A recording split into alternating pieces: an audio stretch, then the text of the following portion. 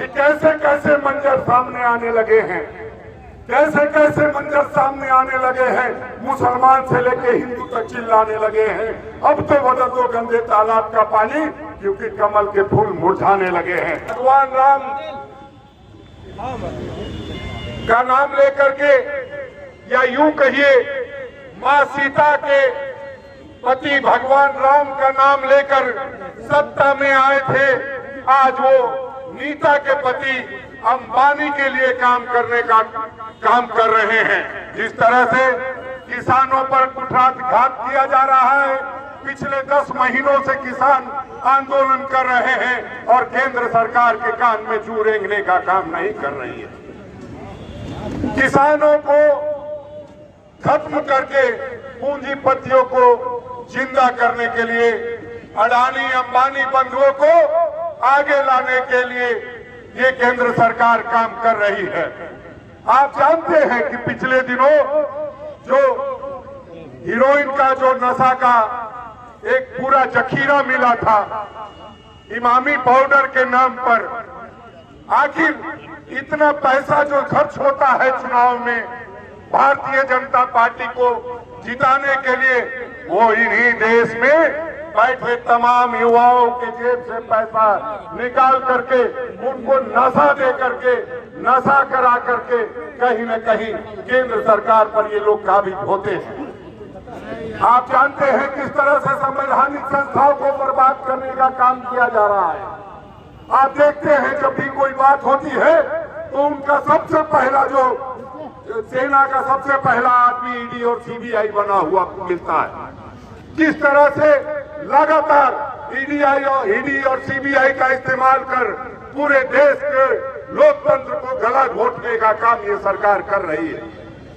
और इन्हीं कारणों से आज हम सड़क पर तमाम दलों के लोग, चाहे वो जेएमएम के हो, चाहे कांग्रेस के हो, चाहे राजद के हो, मार्क्सिस्ट के हो, सीपीआई के हो, सीपीएमएल के हो, एनसीपी के हो, टीएमसी के हो, तमाम जो गैर एनडीए दल है उनके जो हम लोग अलग दल हैं गैर एनडीए से दल आज यहाँ बैठे हैं। हम समझते हैं कि जिस तरह से पूरे देश में नफरत का जहर फैलाया गया है, जिस तरह से आप देखिएगा हिंदू मुसलमान को शक की निगाह से देखता है, मुसलमान सिख को शक की निगाह से देखता है, सिख ईसाई को शक की निगाह से देखता है, अगर आप पिछड़े को शक की निगाह से देखता है, पिछड़ा अगड़े को शक की निगाह से देखता है, दलित मुसलमान को शक की निगाह से देखता है। आखिर ऐसा हो क्यों रहा है?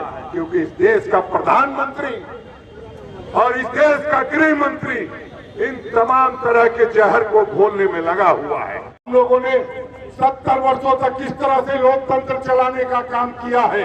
आप कहते हो कि 70 वर्षों में क्या हुआ? अरे 70 वर्षों में हमने लोकतंत्र को, जमहूरियत को, जनतंत्र को इतना मजबूत किया कि चाय वाला देश का प्रधानमंत्री हो गया। और आप कहते हैं कि क्या हुआ? 70 साल में हमने इतनी संपत्ति खड़ी कर दी, या उसको बेच करके आप अडानी और अंबानी का पेट भरने का काम कर रहे हैं। और आप कहते हैं 70 वर्षों में क्या हुआ? 70 वर्षों में ऐसे ऐसे काम हुए हैं जिसका नाम लेना मुश्किल है। अगर फेरियत बताना शुरू करूंगा तो हम समझते हैं कि शायद 2-3 दिन, 5 दिन या महीनों लग जाएंगे। आपने देखा होगा बहुत प्रधानमंत्री आपने देखा है, बहुत यहाँ बुजुर्ग लोग हैं जो चौधरी चरण सिंह जी से लेकर के जवाहरलाल नेहरू जी, इंदिरा जी, राजीव जी, तमाम ऐसे नेता देखे हैं, नरसिम्हा राव जी, मनमोहन सिंह जी। किसी को इतना बोलता देखा हो तो आप बताइएगा। इतना बोलक्कर प्रधानमंत्री, इतना बरबोला प्रधानमंत्री शायद हिंदुस्तान में कभी नहीं देखा। जो बोलता कम है वो काम ज्यादा करता है। बचपन से जानते हैं, माँ बाप सिखाते थे वो लोग काम ज्यादा करो, जो बोलता ज्यादा हो वो काम नहीं करता है। तो ऐसे निकम्मी सरकार से हम लोग निजात पाने के लिए, लोगों को निजात दिलाने के लिए आज धरने पर बैठे हैं। हम समझते हैं ये सिलसिला जारी रहा। जिस तरह से समस्त गैर एनडीए दल आज इकट्ठा हुए हैं, अगर ये इकट्ठा रहे तो मैं समझता हूं कि वो 2024 का दिन दूर नहीं है। जिस तरह से हमने सिर्फ 4 दलों ने मिल करके झारखंड में जिस तरह की रघुवर दास की सरकार थी और निकम्मी सरकार थी, उसको सिर्फ 4 दलों ने मिलकर के उखाड़ फेंकने का काम किया था। और अब हम समझते हैं कि 19 दल है हम लोग पूरे हिंदुस्तान में, जो मोदी सरकार है उसको उखाड़ फेंकने का काम करेंगे। हम लगातार किसानों की लड़ाई लड़ते आए हैं। महंगाई चरम पर है। ये महंगाई जो चरम पर है वो किसकी वजह से है? क्योंकि अडानी अंबानी का तेल बिकवाना है, इंडियन ऑयल को बेच करके खाना है, सेल भेल रेल जो भी चीजें हैं सबको इन्हीं को हाथों में सौंप देना है। इसलिए इसको कार्रवाई को रोकने के लिए हम लोगों को लगातार इस तरह का धरना प्रदर्शन करना पड़ेगा और हम वो करते रहेंगे। तो हमें देखने मिलता है कि भारतीय जनता पार्टी के आने के पश्चात लगातार हिंदुस्तान के तमाम लोगों आज सड़क पर चले आए और इसीलिए आज पूरे हिंदुस्तान के कोने कोने में हर एक जिला में प्रखंड स्तर से लेकर राज्य स्तर तक आज एक संयुक्त रूप से एक धरना प्रदर्शन दिया जा रहा है। आज करीब करीब 11 बिंदुओं पर हम लोग रखे हैं, जिसका मेमोरेंडम उपायुक्त के माध्यम से महामहिम राज्यपाल को भेजा जाएगा।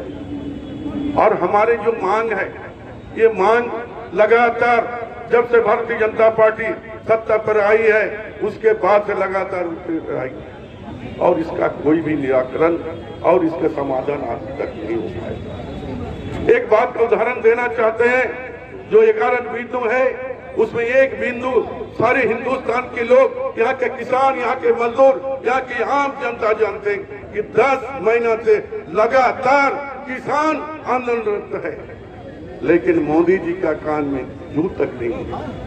वो विदेश चले जाते हैं, दूसरी जगह चले जाते हैं, लेकिन किसानों से वार्तालाप, विचार आदान प्रदान करने के काम नहीं करते। इसलिए हम कहना चाहेंगे, यही मोदी सरकार जब सत्ता में आई थी तो ये कहते थे कि 2022 तक किसानों का जो आय है होगा वो 2 गुना हो जाएगा।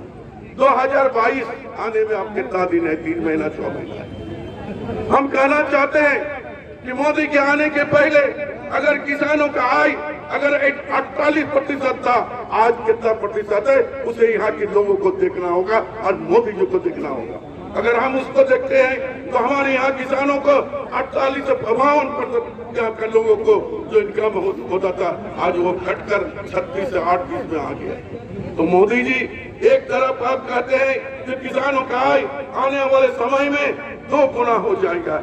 आपका जो 3 काला कानून है वो अविलंब वापस ले, इसी के लिए हम लोग धरना प्रदर्शन करते आ रहे हैं और आगे भी निरंतर किसानों के पक्ष लेकर हम लोग करते रहे और आगे भी हम करते रहेंगे। आज हम क्या देखते हैं कि हिंदुस्तान के बनने के बाद यहाँ पर जो बने नए उद्योग हम लोग ने निर्माण किए थे, हम लोग ने यहाँ पर नए इंफ्रास्ट्रक्चर बनाने का काम किए थे। आज सारी की सारी चीजों आज जो है निजीकरण होने जा रहा है। हमारी सरकार, यूपी की सरकार, हमारी पुरानी जो सरकार थी वो राष्ट्रीयकरण की बात करती थी, और जो भी होगा ये पूरे हिंदुस्तान के लोगों के लिए होगा, राष्ट्र की बात करती थी। लेकिन ये सरकार निजीकरण की बात करते, चाहे रेलवे स्टेशन हो, चाहे हवाई अड्डे हो, चाहे बड़े बड़ी चीज हो, सारी चीज को निजीकरण करने का। यानी जनता को समझना चाहिए जो हमारे पूर्वज या हमारी सरकार, पुरानी सरकार जो हमारे यहाँ जो भी किया है वो राष्ट्र के लिए किया, और राष्ट्र के को हटाकर आप किसी जो आपके दोस्त यार बंधु है उसको देने की काम कर रहे की जरूरत है। और आने वाला समय में जो भी पार्टी हम लोग एकजुट होकर 19 दल जो है पूरे हिंदुस्तान में एक आवाज निकाले हैं कि मोदी सरकार की नीति जो है वो यहाँ की जनता के पक्ष में नहीं है, विपक्ष में है। इसीलिए यहाँ के मजदूर, यहाँ के किसान, यहाँ के मिडिल क्लास, यहाँ के छोटे छोटे बिजनेसमैन सबके खिलाफ है। इसलिए हम चाहते हैं कि मोदी सरकार के खिलाफ एक बड़ा मोर्चा तय करके आने वाले समय में लड़ाई लड़ा जाए, और जो हमारे जो एजेंडा में है, जो हम लोग यहाँ के लोगों के लिए, यहाँ के किसानों के लिए, यहाँ के मजदूरों के लिए, यहाँ के विस्थापितों के लिए, यहाँ के नौजवानों, बेकार नौजवानों के लिए जो वादा किए थे, जो रास्ता दिखाए थे, और रास्ता फिर लौट कर आए, इसी का आंदोलन हम लोग कर रहे हैं। दोस्तों, मैं अपने बातों को ज्यादा लंबा नहीं करना चाहते हैं। आज हमारे यहाँ भी हम देखते हैं कि केंद्र सरकार में जो सरकार है वो हमारे साथ भी झारखंड में हमारी सरकार 2 साल से बनी हुई है। आज हम देखते हैं कि हमारे साथ भी वो जो है जो द्वारा चक्र अपनाते रहे हैं। जो हमारे यहाँ जो भी पैसा आना चाहिए वो पैसा समय पर नहीं आता है।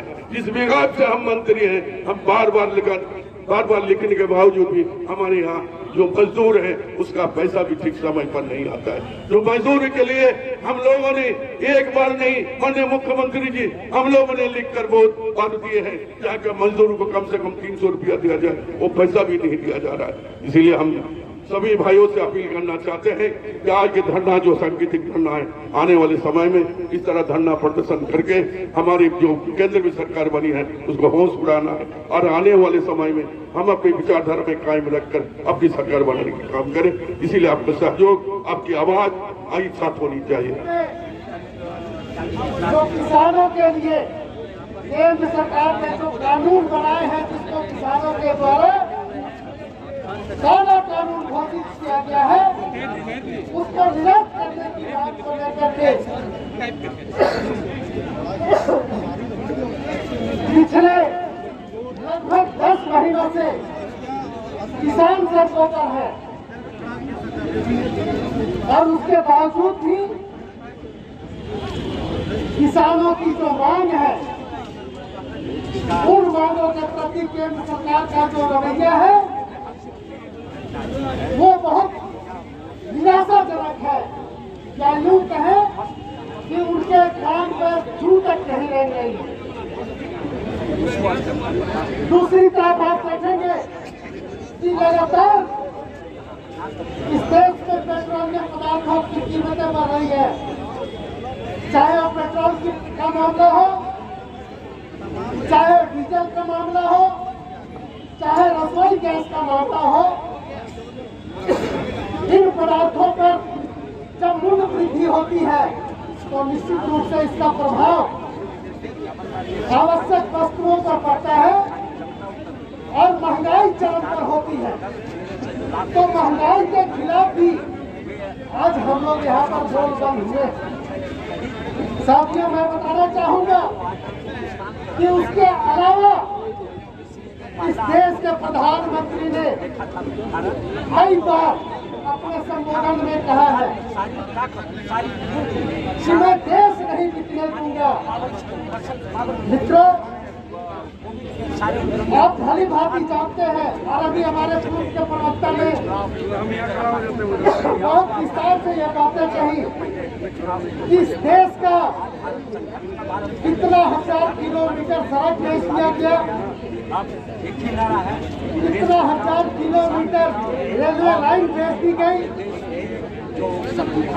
कितना स्टेशन बेच दिया गया।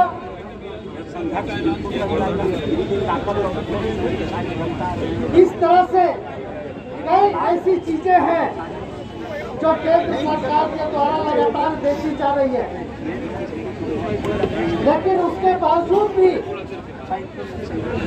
जिस तरह से केंद्र सरकार का रवैया है, जो सार्वजनिक कर्म है, उसको भी बेचने का काम केंद्र सरकार और भारतीय जनता पार्टी के द्वारा किया जा रहा है।